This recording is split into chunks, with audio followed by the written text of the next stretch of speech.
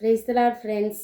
இன்றைக்கும் 80வது சுதந்திர தின விழாவை நம்ம சந்தோஷமாக கொண்டாடும்போது கர்த்தர் நமக்கு என்ன சொல்கிறாங்க அப்படின்னு பார்த்தோன்னா, இன்றைக்கி எல்லா பக்கம் திரும்பினாலும் எங்கே பார்த்தாலும் எல்னினோ ப்ராப்ளம்ஸ் இருக்குது, நிறைய நிலச்சரிவுகள் நடக்குது, வெள்ளம் ஆகுது, நிறைய இடத்துல வறட்சி நிலவுது.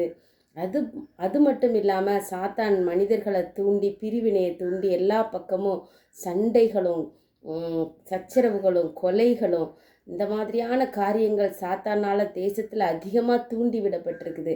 ஆனால் நம்மளோட ஜனங்களை பார்த்து ஆண்டவர் என்ன சொல்கிறாரு அப்படின்னு பார்த்தீங்கன்னா, தேசமே நீ பயப்படாதே அப்படின்னு. யோவேல் 2:21, தேசமே பயப்படாதே, மகிழ்ந்து களிக்கூறு, கர்த்தர் பெரிய காரியங்களை செய்வார்.